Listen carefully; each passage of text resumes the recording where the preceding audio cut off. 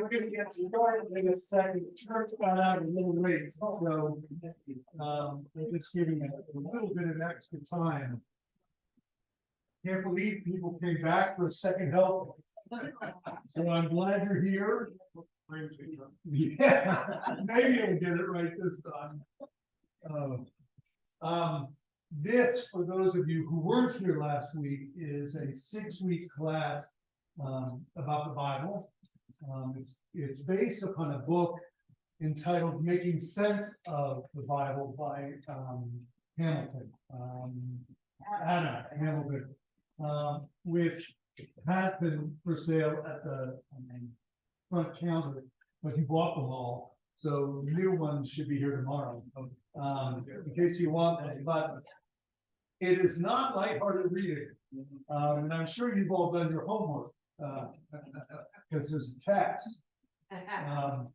But today, so the introduction was last week. This week is the Hebrew Scriptures. Then we're going not right to the Gospels, which in my mind is where I want to go because Christ is the next piece of this puzzle. But literally, the first things ever written after the Old Testament were the epistles. So the epistles will be next week. Which is really the church figuring out what all this means. That's where the theology, so much of the theology of the church has come. And then the week after that, we go after the Gospels. The week after that, all the hard passages that you don't want to talk about or discuss. And then the final, which I reserve the right to do whatever I want, is sort of what do we do now with all of this? So that's the game. In the back of this room is a handout, which got bigger as the week went on. I never know what I'm going to do in advance, and so I just live with this. As a result, I gave you probably more than you want. What I'm going to say is probably on the first page of the handout, but I don't use notes, so we'll see where I go. But on the second, it gives you a timeline, which will be helpful at some point if you ever try to make sense of the storyline of the Bible. Then I give you each of the books of the Hebrew Scriptures with just a little bit to help you make sense of what they're about. Because I was struck again this week by just what a patchwork quilt the Old Testament is.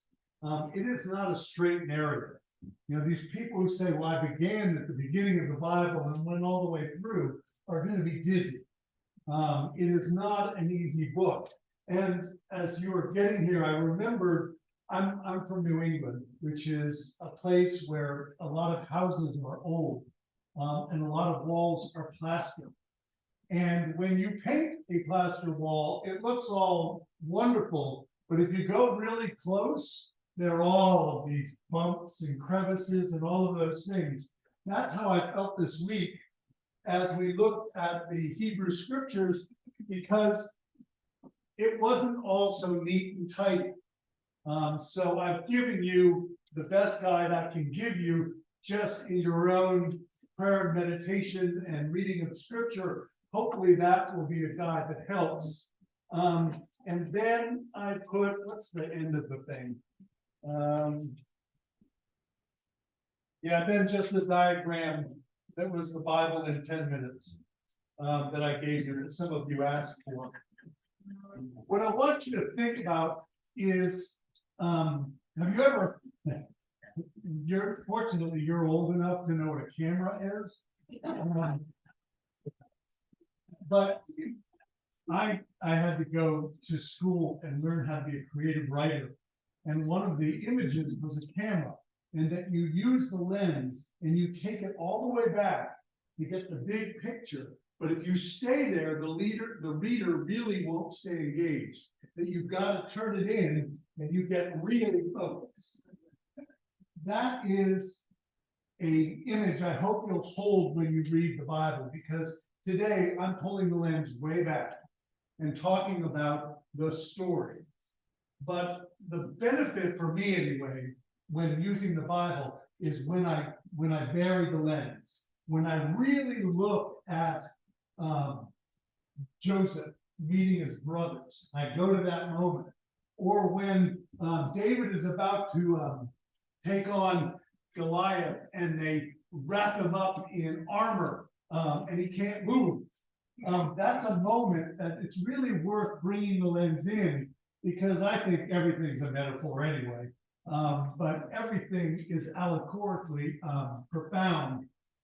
So when I look at a specific person, they often can then help me understand this person. So as you and I do this work, remember the camera lens, because if you stay back and just talk about the story, the Bible gets a little general. I really feel like it is important to do that and then focus it. Okay, is that enough ADD theology for you right now? All right. This is a rose window at Canterbury School, an Episcopal school out on Pisgah Church, which actually First Pres should know, because during the renovation, we went out there and had some services. The rose window of a church or a cathedral is the only round, usually the only round window, which you know we have two. But this one was designed based upon a book called Ecclesiastes, which, that's all right. That's all right. You are talking to the most technologically limited human being. So the rose window being round was a perfect time for us to make a theological statement, and we went to wisdom literature. Aha! You all know what that is now, don't you? It's part of the Old Testament. The poet and the wisdom literature, right? Remember this from the little books? Well, this is Ecclesiastes. You'll probably know it from the bird song. Turn, turn, turn. To everything there is a season. And then all of the opposites. So born, everyone is born, dies, plant, harvest. So anyway, that's the theology of that window. But I wanted to show you some of the theology that is in the Old Testament in visible form. But now I'm going to tell you the Hebrew story. And remember, it's a plaster wall with a lot of imperfections, just like the person speaking. Okay, the most important thing.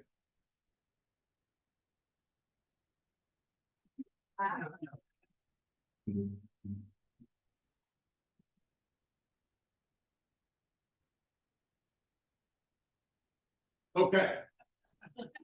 I needed a fuse that got lit, because that's how this whole thing started. Something happened. Now, a lot of people will say, oh yeah, the world was created. That's what happened. It was much, much, much later than that. Something happened. I would argue it was the Exodus. When God heard the cries of the people, remembered his covenant, and acted. Those three things, actually the four things, they called out, God heard their calls, God remembered the covenant, and God acted.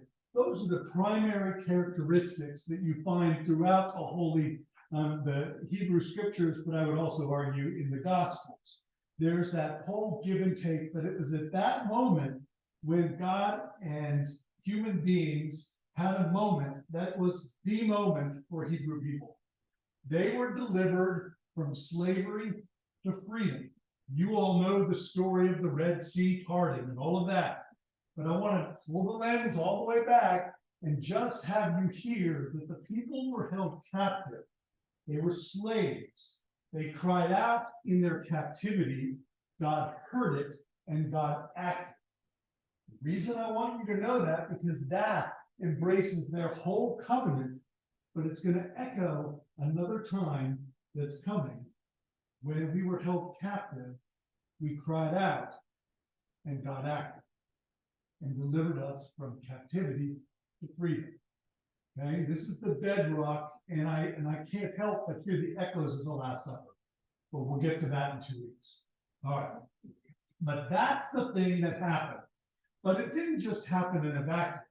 These were God's chosen people. Well, how did they become God's chosen people? It went back. We have to go back, and we go all the way back to Abram and Sarai. If you have been to church, you know that today's lesson perfectly is all about God entering into a covenant with the Hebrew people through Abraham and Sarah. Their names are changed to indicate something new is happening. We are now in a covenant. I will be your God, you will be my people. I will give you so many descendants, and I will give you land. This was the covenant, and all we had to do was be faithful to God. Okay, you know how this is going to go. But it was hopeful. That's where the covenant began. Okay, well, that takes us from the book of Exodus now back halfway into the book of Genesis. Now we have the original covenant and how it led to the Exodus. All right, but the Bible writer knew that, well, we really need to set the stage. And so this is when the Bible writer went and described the nature of life and the nature of you and me. It's called the prehistory, and it's the first half of Genesis. I love the first half of Genesis, not because I believe it's literally true, and I'm going to go on a sabbatical and try to find the ark, Noah's Ark, or locate the Garden of Eden. But what I love is that in that prehistory, the Bible writer is trying to tell us in poetic ways what God is like and what we are like. And so you have a creation story. You actually have two creation stories, as you know from some of your emails. You also have the fall from God, which, if you remember those diagrams, we were at one with God, and then because of our self-centeredness, we are now at a distance from God. You also have the wrestling with angels, the ladder that goes up and down. These are wonderful stories if you, one, bring the lens really close and read the story, but then say, what does this say about me? In what way have I been created? Let's just look at that. How am I in God's image? How am I molded like clay? All of these are images from the creation stories, and they're fantastic.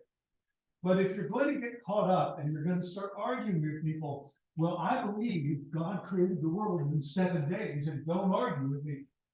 I sort of feel like, well, maybe God did. God can do whatever God wants to do. All I know is that God created the world, and that are profoundly great. And the poetic version that's in the Bible, versions, have enormous amounts to teach us. So we tried to tell the creation story in a window. Well, that's not hard. What we wanted to do was put science and religion together and show the Holy Spirit who moved over the waters of creation. Okay, those were all dynamics that we tried to create. And if you've ever been to the National Cathedral in DC, there's a thing called the space window. It is moons and planets, and in the middle is a piece of the moon.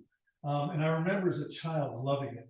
So I knew that if we ever built this chapel, that we were going to do some really artsy window, and this is it. It is the 7 days of creation are all there, but the Holy Spirit is the swirl, and you'll see the swirl in other windows. But all of it, and there's you and I, it's very artistic, but it's dynamic. And it is to say that God created you and me. We are in the image of God, all of us. Every human being, not just the people we get along with. Everybody is the image of God. That gets to be a real wrestling match. But also the molding. I love the idea of the clay. My wife doesn't like the women coming from man thing. That didn't go over well this week in our house. But the point is, the Bible writer was trying to set the stage. And what was important was not only that the world was created, but that somehow we had this garden-like relationship with God. I love the image of the garden. And remember, you're talking to people who live in the deserts, where lush water is sacred. places that are lush are really special. So a garden-like relationship with God conjures up this rich oasis, a wonderful place. Now, because this is a preschool, we had to cover Adam and Eve, just because I'd never get the third grade boys back to class. But the point is, they had this at-one relationship with God, and they could do anything they wanted except one thing, which is to eat from the tree of good and evil, the tree of knowledge. Again, poetic imagery. In other words, I'm God, you're a creation. Let's not get that one wrong. But the point is, you and I just don't want to just be creations. We kind of want to be God, or at least like God. And every time we do something wrong and we lose the relationship. I told you in the email, for those who got it, I used to do this in school. Sin is when I is in the middle. S-I-N. And the kids go, oh, that's and it's so true, though. Every time we put ourselves in the center, we sin. Now, I know some of you are products of the church lady in Saturday Night Live. Who helped to pick that up? Thank you. It is not vogue to talk about sin, but quite frankly, sin is when I is in the middle.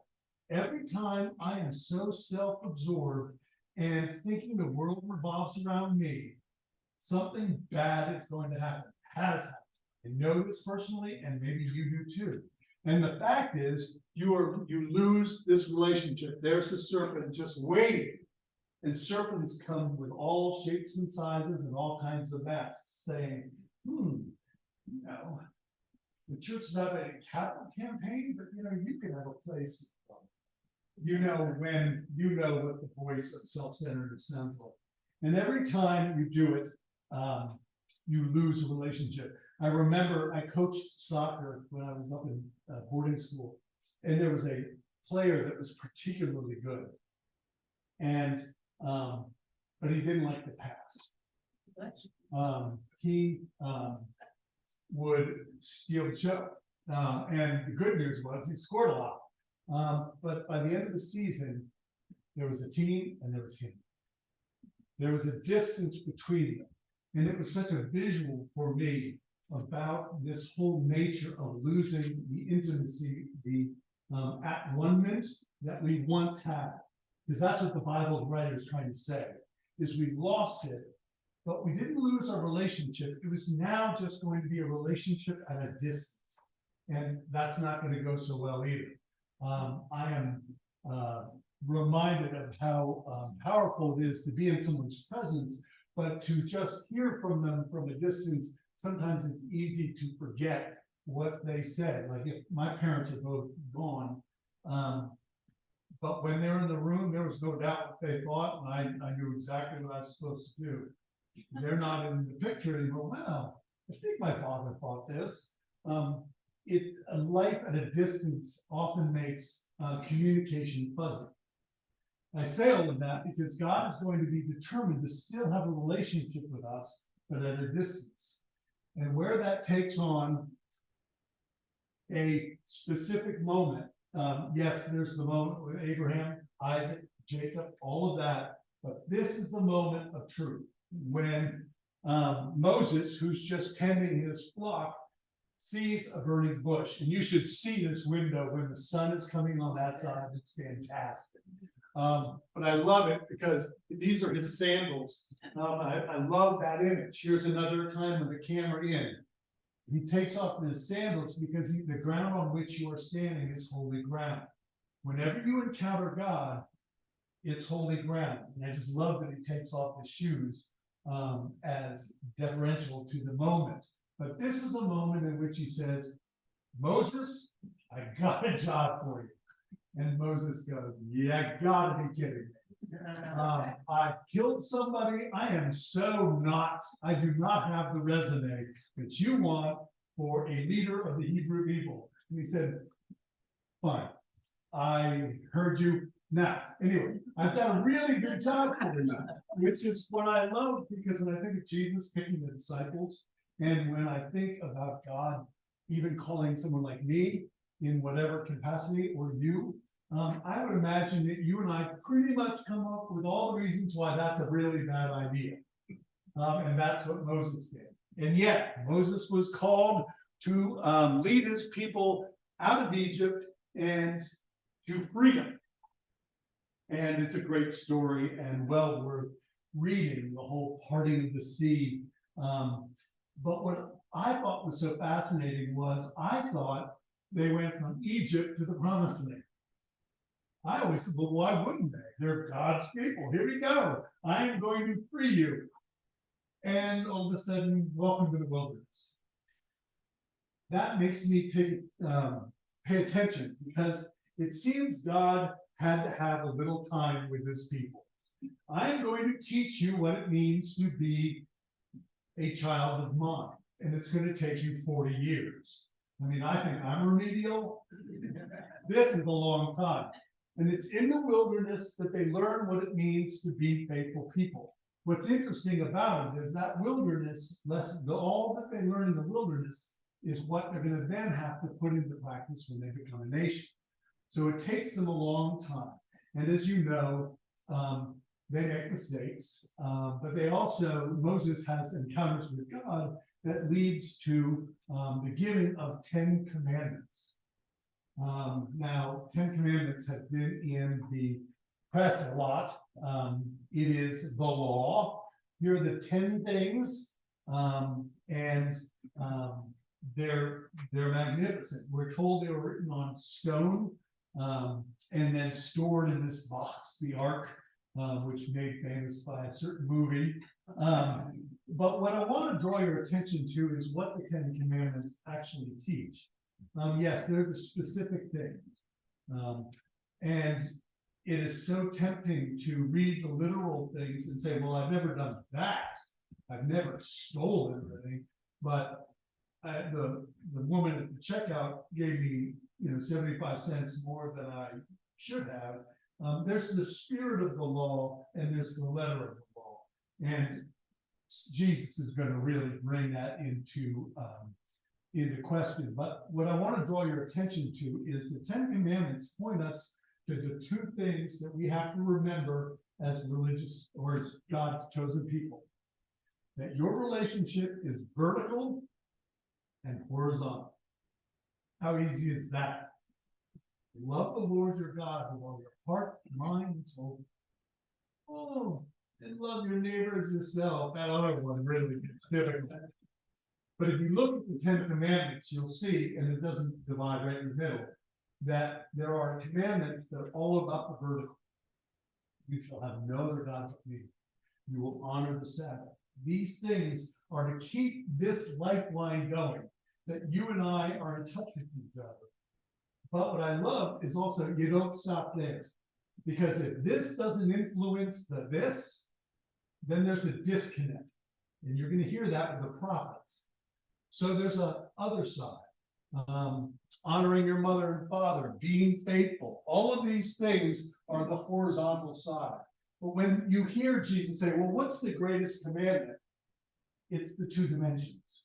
And just remember these two dimensions, because this is the, well, to use a prophet's image, this is the plumb line that Israel will be, the wall that is Israel will be measured. Is it straight or is it not? I think you and I can do that on a daily basis. How is your vertical? Do you take time for prayer and meditation? Do we pray without ceasing, whatever that might mean? We'll look at all of that, but also, what evidence is there that it makes any difference in my life? Do I do anything that's inconvenient in the course of a week just because I think God wants me to do it? These are hard questions that you and I can ask when we bring the lens really close and apply it to our own lives, but it's really hard for the Hebrew people. Yes? Yeah. When you go like that needs the vertical is our relationship to God. That's correct. And then you go like that, and it's our relationship with each other. Right. So it also is the cross. Well, it is, which is an interesting thing. My father never went to a rock concert in his life. Okay, if you knew my father, you know that was funny. But he once saw. He always spoke of a train ticket instead, but I think of it as a rock concert. You remember when they were paper? Yeah. Remember the good old days when you didn't have to go. Anyway, there are two halves to the ticket. And if you look at the perforated line, there are these little words that say not good if detached. Yes. Not good if detached. Okay, think of those two things. Well, the good news is the 40 years ended. Moses doesn't get to go to the promised land. Joshua leads them, and they go, and there are various theories about how they got the promised land. You know, Cecil B. DeMille will have you, they went in and just took it, and it was triumphant. There are other theories that, in fact, they moved in more like guerrilla warfare and basically took over. Either way, the land was promised to them and it became them. That's very controversial right now, but I'm not getting into politics today. So the fact is they got the promised land. And what you need to remember most, particularly with what's coming, is the land was more than land. It was a symbol of the covenant they had with God. So if I were to do algebraic formulaic theology with you, it would be, we have a relationship with God which equals land. Which means if I take the land away, what does that say? I've lost my relationship with God. So let's just get ready for the exile, because that's what it's going to mean. All right, so anyway, they go into the promised land and they divide the land, the 12 tribes, and Joshua gathers them together and say, okay, you know, they're huddling up, ready, hike. What he does is choose you this day who you're going to serve.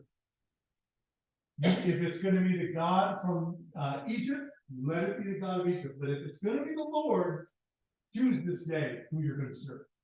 In other words, he wanted to make sure we were clear as we set off what kind of people we're going to be. And just the very things that we will profess. I'm a Christian. I'm a whatever.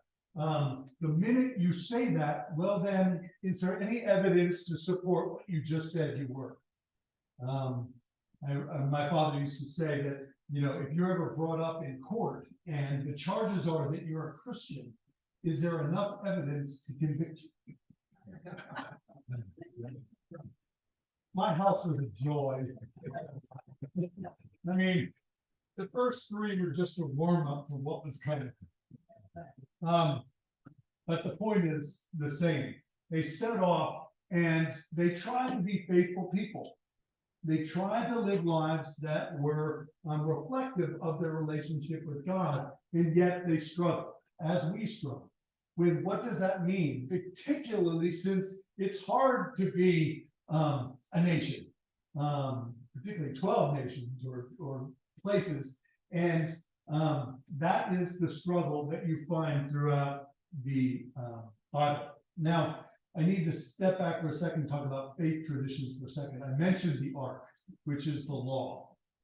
In the wilderness, they were given the law, and that law was, for many in that congregation, the symbol of and the way in which they knew God, the 10 Commandments. But there was another faith tradition as well, called the tent of meeting. And if you read certain parts of the Bible, you're going to get the dimensions of the tent, which is really captivating reading. But the point was that in the vastness of the wilderness, they built a holy space, a tent. And it was in that tent that they gathered as people. And the faith tradition was also that not only is God known through the law, but he's known through the community by gathering. Look at what we do on a Sunday basis.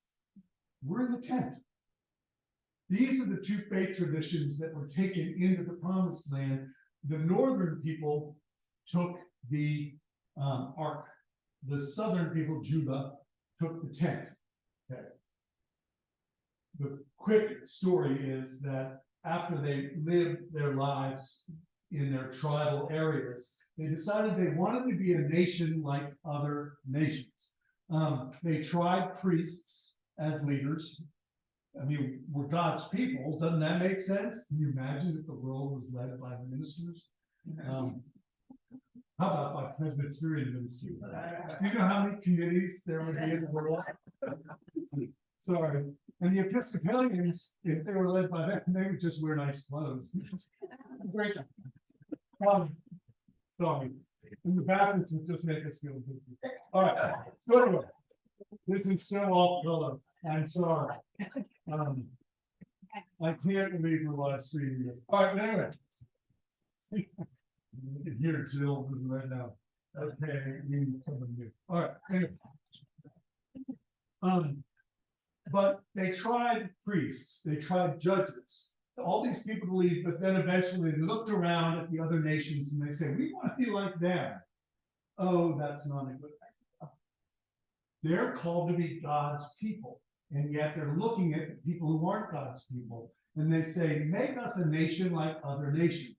The problem is Israel was always called to be distinct, different, and yet they were calling the priest, Samuel, to make us like the other nations. And I don't know about you, but every time I try to be like other people, I have sold myself.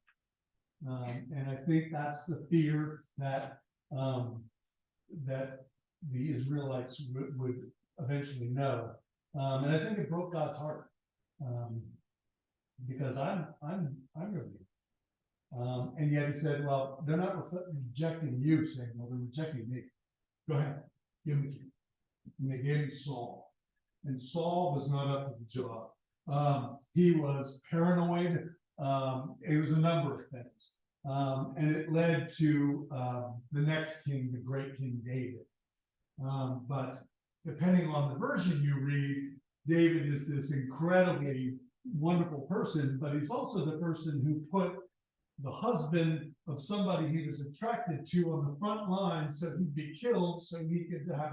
So he ain't so great, which is what I love about the Bible. It says, despite all our humanity, there's a divinity. And David is the one who got Israel to be a nation, one nation under God. And then it sounds like I'm quoting the American gospel, but I'm not. And so if we're going to be a nation, we have to be a faith nation. So this is a window that describes, pick up those people who shouldn't be in this. And the two faith traditions were brought to Jerusalem. Because if we're going to be a nation, we're going to need a capital, and Jerusalem was it. And so David knew that if we were going to unify this nation, we need the tradition of the tent and the ark, and both of them were brought to Jerusalem.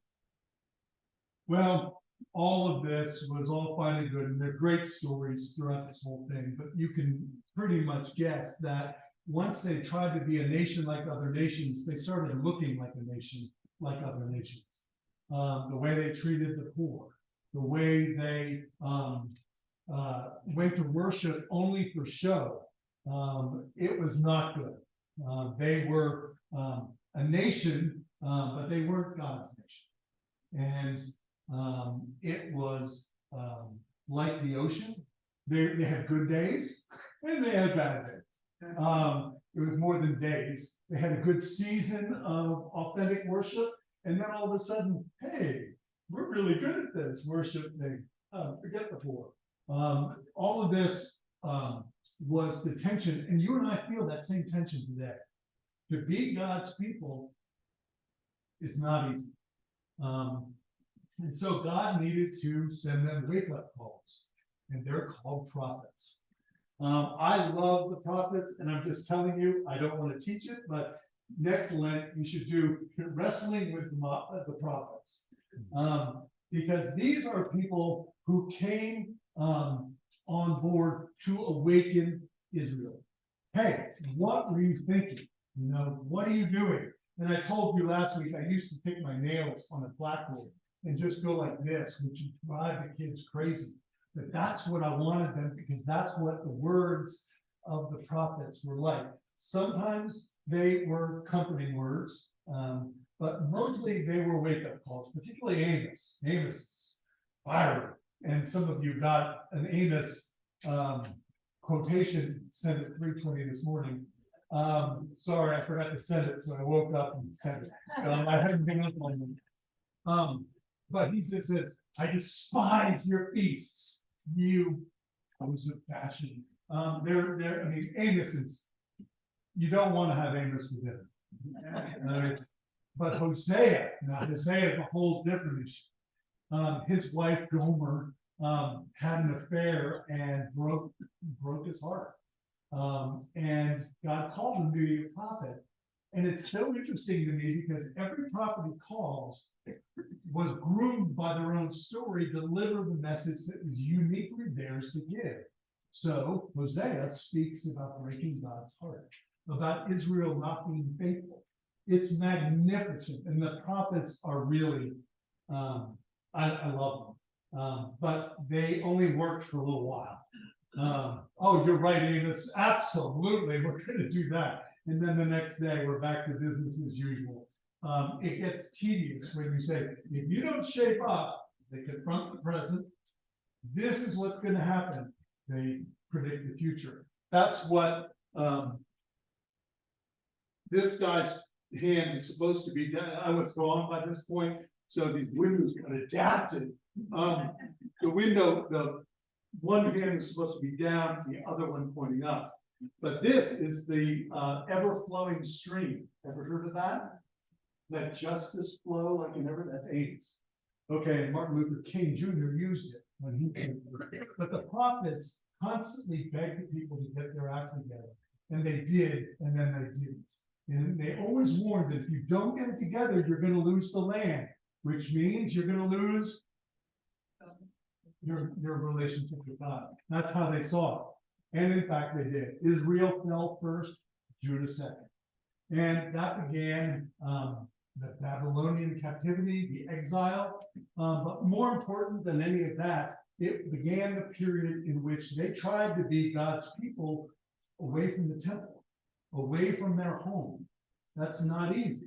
You take away all the things that they thought were religious, and now how are we supposed to be God's people in this situation? Well, they learned that perhaps our faith can exist without a building. Our faith can exist not at home. But when they went home, when they got to go back to the land, it was never theirs alone again. It was occupied territory. And that's going to be true all the way to the time of Christ. But what's interesting is that when the Hebrew people get back to the land, they're determined to get it right. Have you ever done that? You know, when you've messed up, well, I'm never going to sleep through class again, or I'm never going to do this again. Well, they did this, and there were two things that they tried to do, which I love them for it. They built a wall to separate them from other people, because that's the problem. We can't be holy people and mingle with those people. So they built a wall around Jerusalem, and they rebuilt the temple as if that was their relationship with God. I could go on a long time about those two things, because I think we're still building walls, and I still think we are looking to buildings to represent our relationship with God. So much so I wrote a book about a church burning to the ground to go right after this. But either way, my point is, they were back in the land, but it wasn't their land completely. They tried to adhere to the law, and they got minuscule in there. Oh, you got to cut the bread this way, and you have to do this, because they just felt like they had done something wrong, and that's why they lost the land. And it was in all of that, there's this other voice that God isn't done with us yet. And some people are going to think, oh, wow, What's God gonna do? How is God going to get us to be at one again? And as you would imagine, they imagine what that might look like, this Messiah, this anointed one. Somebody who's going to set it straight. You can imagine that some people wanted that person to be a military leader who's going to clean house and give them the promised land back. Makes sense. Or it's going to be a priest that gets all of the liturgical activities just so. Then we'll be the people God created us to be. Or God's going to do what God does, which is surprise us. That is the tension. That's the way the Old Testament leaves us. I know that was a lot for 40 minutes, but that's the world in which the Gospels came into being. Now, technically, you then go into the arrival of someone, but we are going, with Sam's help next week, into the epistles, which is making sense of what happened. Because this guy showed up, and a lot of people followed him and claimed that he was the Messiah. He taught, he healed, he died, and some of them are saying that he was risen to life again. And I, Paul, who didn't even see any of that, got knocked off a horse, and now I just can't do anything to talk about him. And so you're going to read those letters now to sort of understand where that's going. And then we're going to look at, okay, this church is growing, we've got to lay it down. And that's the Gospels. Okay? I know it's a lot. I'll tell you one other thing. If you haven't been to church yet, Jill's sermon is prophetic. Okay? You're going to be uncomfortable. And that's how people felt when they had dinner with Amos. Have a nice day.